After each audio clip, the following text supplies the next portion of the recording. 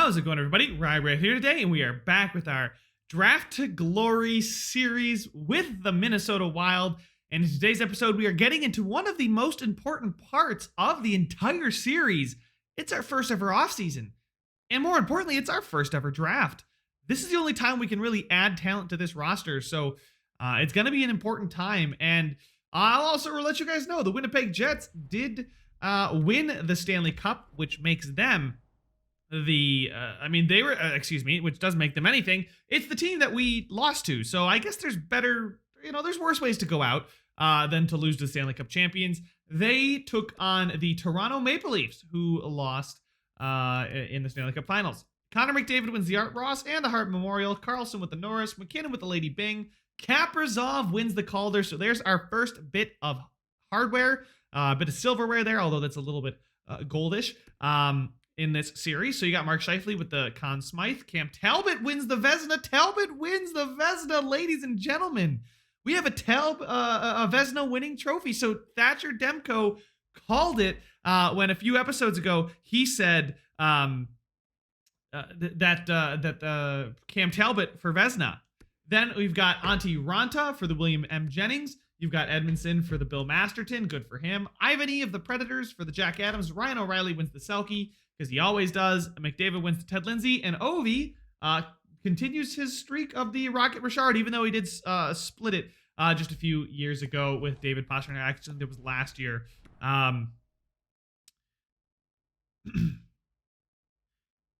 Anyway, guys, let's jump into the draft here. Simulating up to the draft.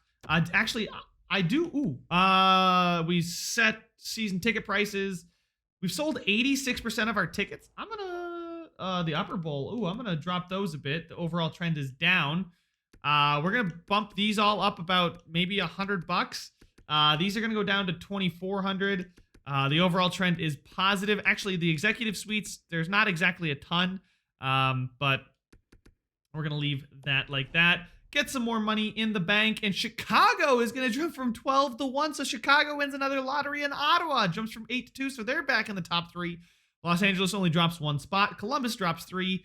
So Minnesota, we didn't have a pick in the lottery, which as I was going to check, I was going to pause and check, but they wanted me to set the prices of the season tickets. Marian Hossa retires. Henrik Zetterberg retires. Ron Hainsey retires. Jokinen, Polak, McLeod, Boychuk, Gilbert, Matt Molson retires. Goaltenders, nobody of NHL note. A lot of coaches retired, which is very intriguing to see. Ron Hainsey is now a scout, and let's go view the draft class. It's the day beforehand.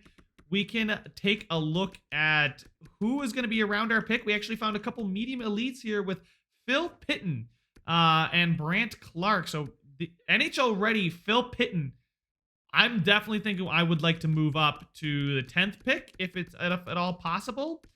We have a medium elite Artem Kapitanov here, another offensive defenseman who looks NHL. Oh my God, I gotta move up there.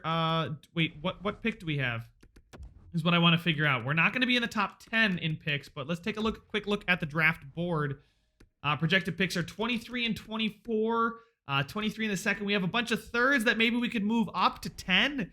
And then the 23 overall pick should be able to land us the other offensive defenseman here, Kapitanov. He's projected to go to us anyway. Maybe we move up a pick or two, but I mean, I don't want to miss out on Artem Kapitanov whatsoever. There's also Aiden Flynn if he does go, so he's not bad. There's Will Armstrong, who looks to be very, very good, 3 years away from being in the NHL. Did we uncover any ridiculously good players? A few. He's not going to be too fantastic. As far as guys down here, though, Tucker Tynan is looking like he's going to be medium elites. Could be a medium elite goalie of the future if we go ahead and take him maybe in the second. Our third round pick is probably too late. This is the one problem with our draft to glory is when we do well, it actually hurts us. We don't get these star players. There's a lot of 2-bar medium elites that we found. There is a gem there as well, but I want to see, do we uncover low elites? A couple low elite guys that could be really good. This guy's projected to go right by about our pick, but a couple high top sixes here, medium top sixes later in the draft, which is good to see. A guy like Jamal Alenuik is probably a guy I'd like to go after, depending on what happens. But all I know is I'd like to move up to 10. What is the owner? Oh, the owner goals. Does he have any this season? He wants us to reach a certain amount of profit.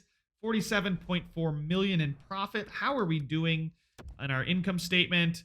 Ooh, we're almost there. If we sell a few more season tickets, we should be able to get that done nicely. Could be really good. Could be very, very good. Anyway, let's go ahead and start the NHL entry draft. Let's not talk about our finances or our arena.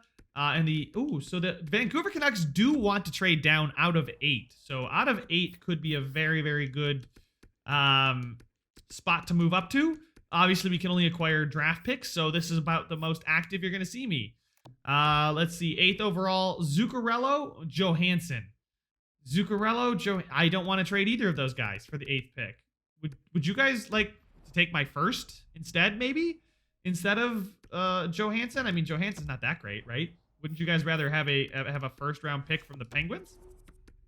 That seems pretty even. 2/3 and a first for 8th overall. Trade rejected. Okay, it's not quite there, I guess. Skaters matching the block. Is there anybody here that I would like to get rid of? Spurgeon. I don't know if I really want to get rid of Jared Spurgeon right now, but Joel Eriksson Ek I could move on from, although he did well, right?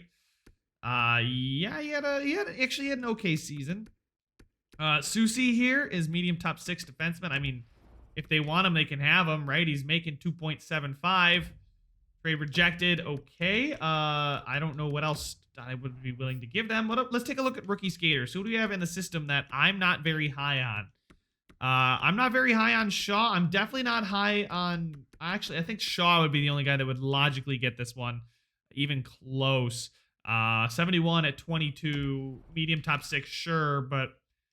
Will it go through? It is going to go through. Apparently, they're upset I traded away Mason Shaw. I'm not, because we're going to trade up to 8th right now and get ourselves a quality player. This is the draft to move up in. And maybe is Craig Takashi? I don't know. He's NHL. Wow, he's NHL ready. He could definitely be the guy we go after. Craig Takashi is NHL ready. Looking, I mean, they know he's NHL ready. This could be a ridiculously good right wing two-way forward, maybe power forward with the shooting category. I'm leaning power forward. Marcel Dion, that's a very good comparison. Balance shoot, balance block is not too hard to match up. So we'll send him to pick number 8. Sillinger goes Koskiranta goes Zubov. So 3 high top 6 go. Kachuk, a medium elite. Lindsay, a medium elite. Ulanov, a medium elite. And Atu Rati still goes, even though Ulanov is 84 medium elite. I don't know. I'd almost rather have Timofey Ulanov. I mean, for Ottawa to jump like that, and for you know what, the Blue Jackets to fall to 4, they still got a really good player. This guy's like as good as most first overall picks are in some years. But let's go ahead, check out who's still available. This is risky to take Craig Takashi, but the fact that we know he's NHL ready and we know that for a fact. He's got to be medium elite if he's NHL ready. So we're gonna take Craig Takashi with our first ever pick, and he is an 80 overall medium elite two-way forward. Very interesting. Don't like the typing, but as far as well-roundedness, he's certainly got it. 84 passing, 84 offensive awareness, 85 in his wrist shot accuracy, 88 speed, 84 defensive awareness. The dude is an all-around good player. Now, the next guy we do want to go after might be picked before us. So Carolina has the 20th overall pick, which has got a lot of value, even though they want to trade it. I don't know how much ours has, but I would like to trade up just to be sure we get him. They want to get rid of it, so let's see. What would it take to go? Wow. No. Probably not. Definitely not. Okay. We could always hope that he falls to us at whatever pick we're at. Where is he? He is projected to go 22nd, which is one pick before us, which is definitely not what I want to see. But Artem Kapitanov is wow. Wait, these guys are NHL ready too? Wait, Ruslan Zamanov, Maxim Nabokov, and Tony Hyvanen are all NHL ready. This guy looks really good. This center, he's 18. He's maybe a playmaker. He put up, I guess, 13 points, but 8. Oh, wow. Knowing he's NHL ready, but is it worth the risk of him being only medium top 6? But if he's medium, he can't be. He's NHL ready in the first round. We got 3 guys that are NHL ready in the first round. Nabokov here is a defensive defenseman who is NHL ready in the first round. Shoot and pinch, and I don't know what our style is, unfortunately. All right, you know what? I think I'm just going to sim to our pick, because if those guys are NHL ready, I'm not too concerned. Kapitanov is 80 overall, medium top 4 defenseman. I'm glad I didn't move up. Weiss was the player to go after. Medium elite, 78 overall, Tristan Weiss. Kapitanov, 80 overall, offensive defenseman. That's really good. Now, these guys might not be medium elite players, but they're at least going to be... Oh, my God. They got Will Armstrong here, too. He's 3 years away from the NHL, but he could have medium elite potential. He's 3-bar medium elite. I'm not going to risk it. I'd rather have NHL-ready players now, and I think I'd like to go after now a defenseman. We took a forward, right? We took the right winger. We don't exactly... We've got good defensemen. That's the thing. I'd rather have Tony Hyvanen and then work on different defensemen later. He's a defensive defenseman, too. Ruslan Zamanov. Ooh. Oh, God, I don't know who to take. This guy's a playmaker. Do we need playmakers? Do we need defensive defensemen? I don't know I don't think I can make a bad pick here. I really don't think I can. He doesn't utilize his shot. He's got a 200-foot game. He's a goal scorer. I'm going to go with Hyvanen, I think. Or am I? He's got no weaknesses. We know that for a fact. He's got no weaknesses. He's better. Getting him to pair with Takashi and then Kaprizov. But then do we get Maxim Nabokov, who makes potentially Suter or Spurgeon tradable? But we would only get picks for those guys back. Guys, I have no idea who to take. This is... so he's 2-bar medium top 4. He's 2-bar medium top 6. He's defensive defenseman. He could be a good shutdown defenseman for, ever. This guy is got good shooting. Oh, I don't know what to take. I know Brett Harrison's here, but he's got similar style to Zach Parise, so who better to pair him with? And then you've got Ruslan Zamanov, who I think I'm sleeping on. He's got no weaknesses. We know that for a fact. He's also a defensive defenseman from Belarus, but plays in Ukraine. We have 42 seconds left to make a pick. Oh, what would be easier? I think I might go after the defenseman, Ruslan Zamanov, but I have no idea. I have absolutely no idea who I want to take. I literally have no clue. It's literally just going to be a shot in the dark, and they're all going to be good, but we got 18 seconds. The Belarusian Zamanov, Hyvanen. I'm going to, we're taking a defenseman. We're going to take Zamanov, 78 overall, medium top 4, defensive defenseman. I thought, in my opinion, he looked better from what my scouts were saying. That's why I took him over the other defensive defenseman there. Nabokov. We'll see here. Vancouver, who has our pick. We could have gotten these 2 guys back-to-back, but I'm still happy with Takashi at the first pick. Who goes next? It is Hyvanen, who's a 78 sniper, medium top 6 forward. He looks okay, for sure. I'm happy to have Zamanov, though. The dude is already going to be potentially on the NHL roster. He could play depending on what we do re-signing. Boston's going to get a good guy here as well. Nabokov. So I did make the right choice with the defenseman. Taking the defense. Okay, now I feel really confident that I made the right choice. Zamanov, Ruslan Zamanov, and Craig Takashi are our newest players here in our draft to glory. First players we are officially adding to the roster. Hyvanen was close. I almost took Hyvanen, but I already took Takashi. We have forwards. Our forward core is pretty decent, We've got Greenway, we've got Zuccarello, we've got Johansson, who's playing well, we've got Kaprizov, we got Fiala, and then getting Takashi. I didn't feel the need to go after another forward, and we still have Zach Parise, don't forget. So I thought the defenseman here was a good pick, and it'll certainly bolster our young prospects defensively, which is very, very good to see. Now, I was just about to sim, but let's go ahead and see, when is our next pick? When is our next pick in the draft here? So there's a couple guys here. Maxim Panikarovsky, 3 years. So okay, no gems there as far as readiness. Panikarovsky, right now at this point, I can take whoever I want. Tucker Tynan. You know what? I think with our next pick, we'll take the goaltender Tucker Tynan.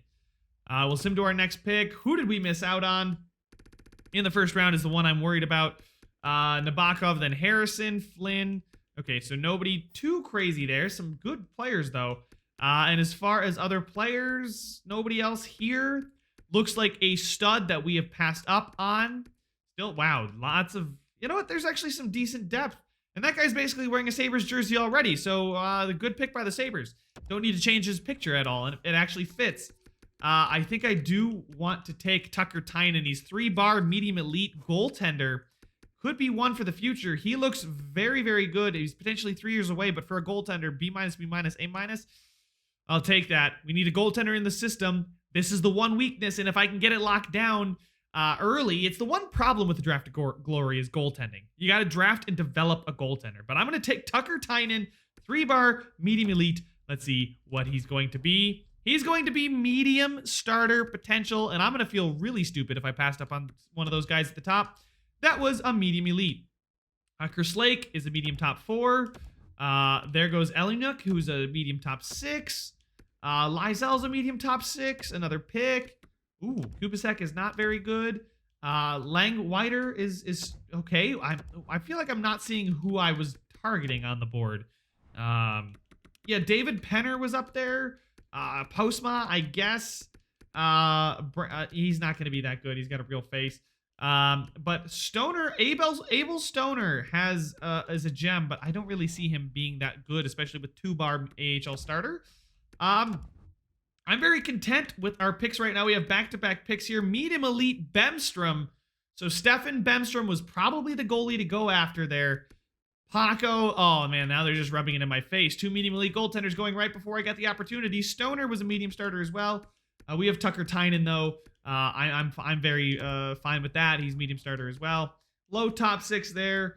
Likachev. Yeah, no, none of these guys are jumping out at me at the top. So now we scroll. 3-bar medium top 4. He's 2-bar medium elite goaltender. I don't want to take another shot on the goaltender.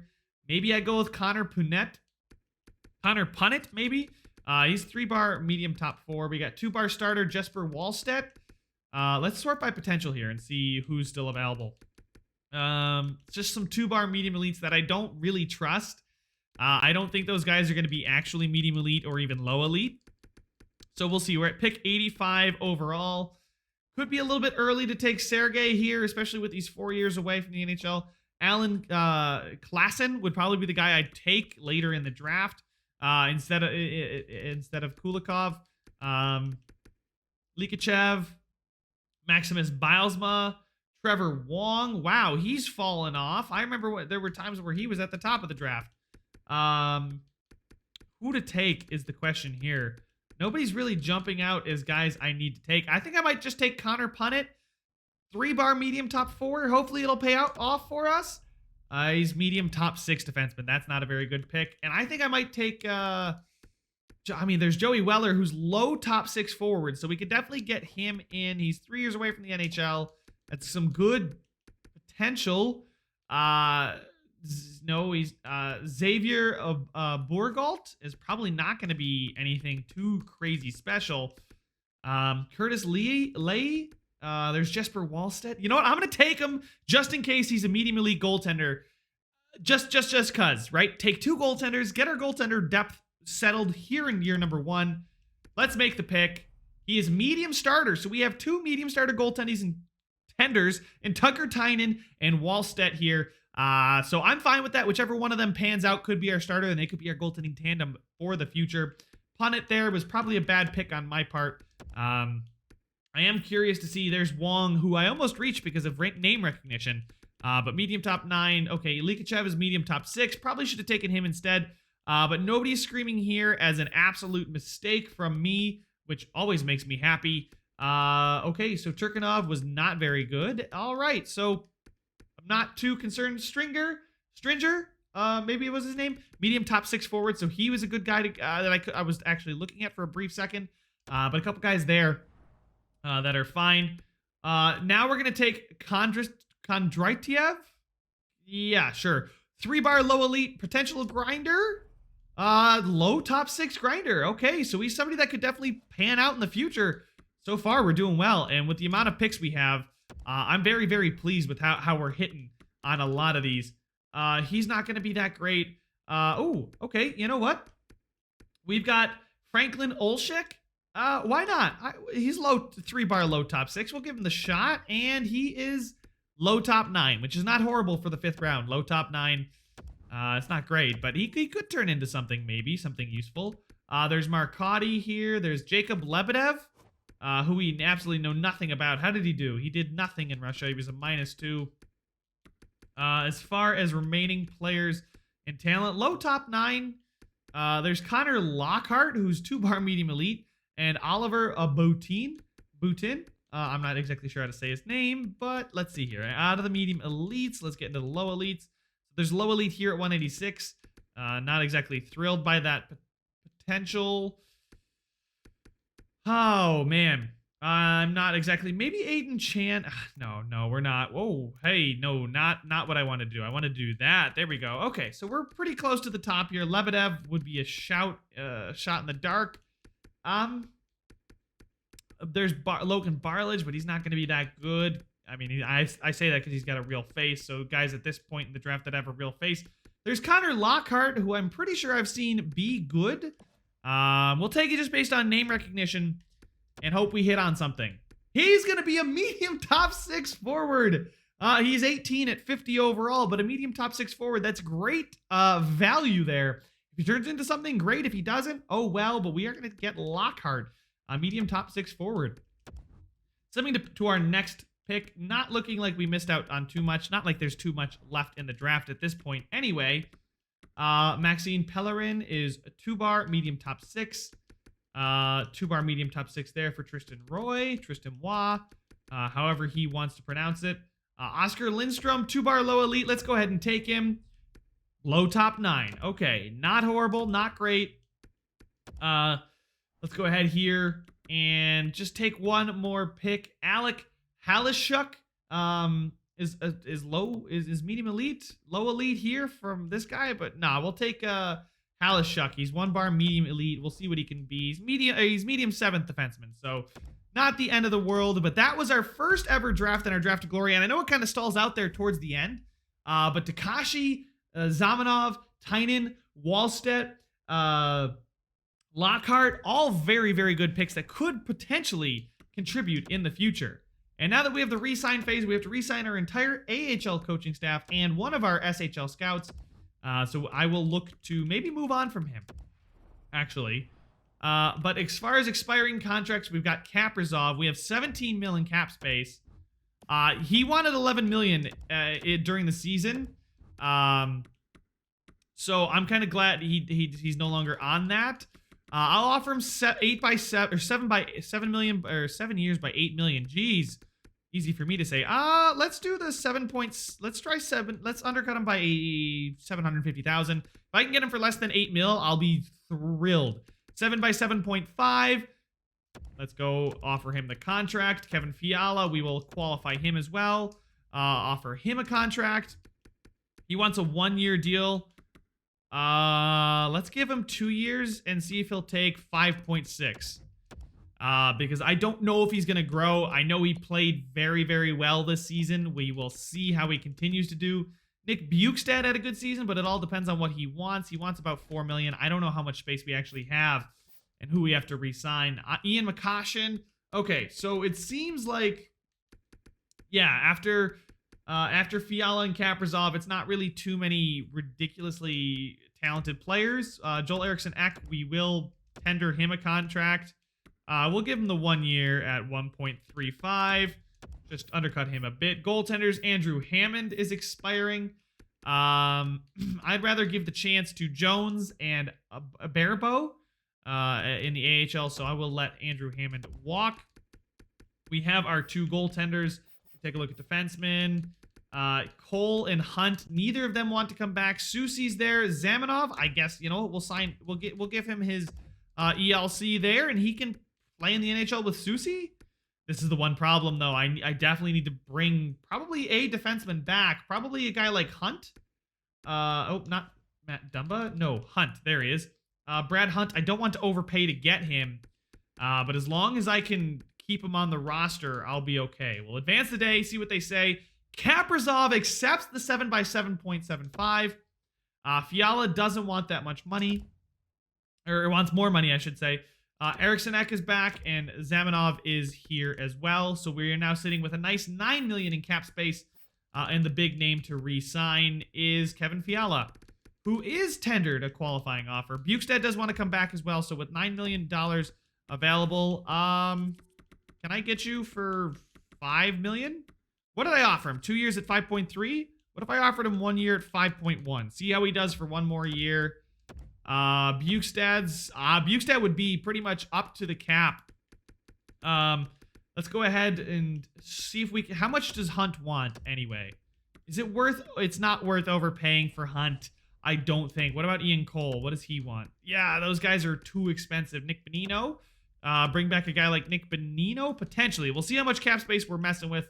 Takashi's gonna get himself his ELC. Hartman wants to come back, and I like Hartman, so looks like we could be giving a lot of chances to younger guys here. Johnson. Oh, God. Question is, I don't know who to give a contract to. Well, like, Kevin Fiala's back. Takashi's back. We have $5 million in cap space. I will sign Bukestad, I think. Actually, timeout. Let's take a look at our centers. Marcus Johansson's our first line center. Eriksson Ek, Rask, and I guess Bonino could be a fine third line center for 1 year at 2.5 versus 1 year at 4. Bukestad, I'm going to release Bukestad. We're going to give a 1 year deal to Nick Bonino at $2.5 million. That's fine. So our center core looks okay. Johnson, I'm probably going to release. I don't want to use the cap space on him. Here we go. Dumont, Mayhew. Yep, we'll bring him back. These guys are just taking up roster spots. Cramarosa, yeah, sure. Definitely not Guskov. And there we go. So the centers are all fine. The left wingers now are looking like Kaprizov, Fiala, Green. Okay, so those guys will be our top 4 wingers. Parise, man, I would love to get rid of Parise's contract, but oh my God, it's horrible. It's going to prevent us from signing some really important players. Anyway, if Marcus Foligno's still here, his contract is bad. If I could, I would like to get rid of Marcus Foligno's contract, please. Rao should ask for a one-way deal? Buddy, no, don't do that. I can't afford that. Right wingers. We have a lot of younger right wingers. Hartman? Let's see if we can get Hartman back on the team for 1 year at $2.5 million as well. Bitten? We'll bring him back. We need some AHL depth. 8.5 for 3 years. Sure, and if he grows, he grows. Buhane? Same scenario with him. If he grows, he grows. Sokolov? Yeah, sure, he's still an RFA at the end of that. Nobody else really worthwhile. Defensively, I guess it's going to be Soucy and Zamenhof. I guess that's how it's going to have to be because I don't think I have the cap space to afford Cole or Hunt. And I'm not sure exactly why they want to test the market, but I can't really force him to stay. Bartkowski wants an NHL level deal. He wants a one-way. There we go, two-way. We'll give him Ian McCoshen. Mermis, beautiful, for 3 years. We'll give you $900,000. Louis Belpedio, got to bring him back. 8.75. Bring him back. There we go. O'Rourke is not quite ready. We're going to let these couple guys go here. Release him. Release him. And there we go. Advance the day. Bonino's back. Hartman's back. Mermis. Cramarosa doesn't want the money. Dumont's here. Bitten's here. Sokolov is here. McCoshen's here. Mayev. Louis Belpedio. Okay. Oh shoot, did I not offer Kevin Fiala a contract? No, I swear I did. Yeah, 1 year at 5.1, and we have 1.465 million to play with. And you know, we might just look at the beginning of the season to see, is Marcus Foligno necessary? 3.1 million is a lot of cap to be dealing with for a 78 overall at 29, right? It's just not good, especially when other guys like Suter. I mean, Suter is matching his contract for sure. Another guy who's not matching his contract, but I probably can't get rid of, is Zach Parise. Goaltenders here looking fine there. Defensemen, like I said, I guess it's Susi and Zamanov. Maybe Ian McCoshin grows enough to supplant him, but Suter, Dumba, Spurgeon, Brodin, Susi, Zamanov. It's interesting. I feel like it's going to be a lot of treading our tires early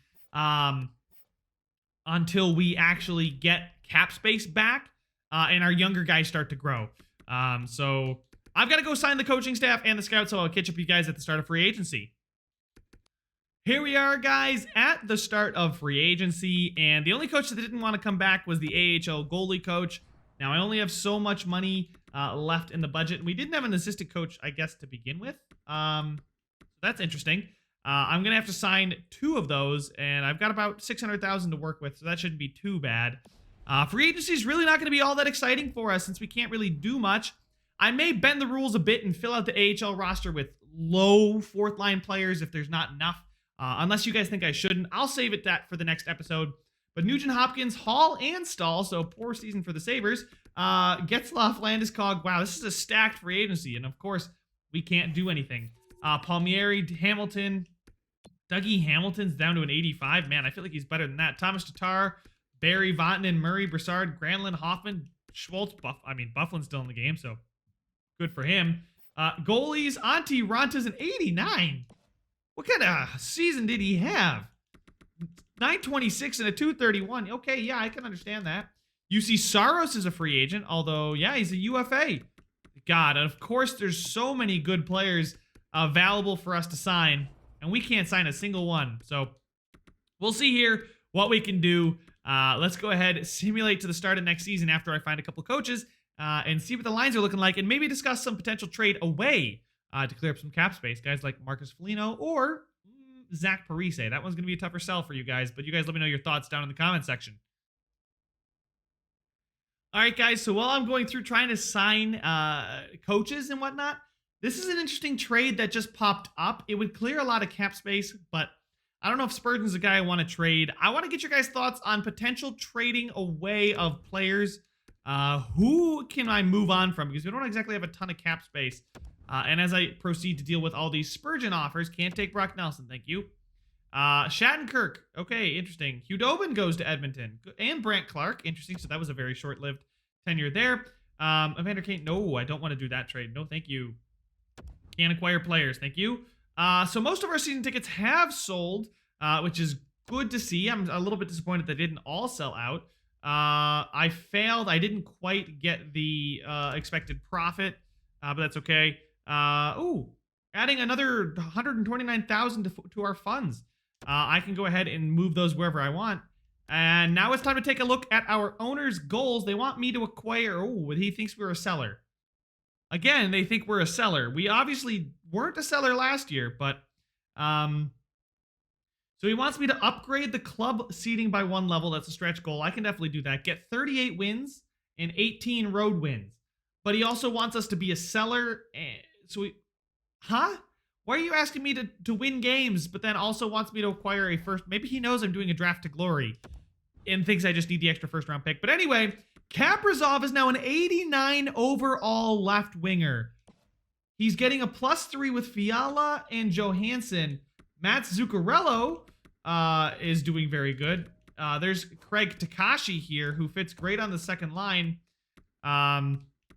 Maybe over a guy like Victor Rask. Zuccarello played center last year. Actually, Takashi can maybe play center. Bonino would get a +1 there. Victor Rask is a center, so Takashi, Hartman, Foligno. Why is Greenway on the bottom line? I don't like that at all. Greenway would not get us a plus in almost any scenario. unless I move Ryan Hartman to the bottom line or Greenway. I think I might want to do that, actually, but no, none of these guys play center. So actually, Craig Takashi, like I said, could play center. I think he's got the ability to. So then we've got Rask with Eriksson Ek and Foligno. I could actually move Joel Eriksson Ek up and Ryan Hartman down because Ryan Hartman is just a two-way forward, fourth line forward, fits the bottom well. Greenway, Eriksson Ek, and Takashi, although, what do we have? Power forward, sniper, two-way forward? A little bit better if we put Victor Rask there, but Victor Rask is, yeah, you know, we'll put Joel Eriksson Ek up. Nick Bonino will be our second line center. Our first line is Kaprizov, Johnson, and Fiala. It's not great. I wish I could overhaul the roster, but I cannot. They won't let me. I could also move Jordan Greenway up there. They all shoot left. Zach Parise also shoots left, but he's a pure left winger. Matt Zuccarello doesn't help us out much, but Kaprizov, Johnson, Fiala, +3. And Kaprizov being an 89 helps out a lot. Susi is down to a 74 overall. Definitely not what you wanted to see by any stretch of the imagination. Susi needs to be replaced. Ian McCoshen, come on in. And you can actually swap with Zamanov. And then Brodin and McCoshen, Zamanov, and then Spurgeon. They're both right-handed defensemen. Zamanov up there with Suter? No, that doesn't help him. We're going to move Brodin.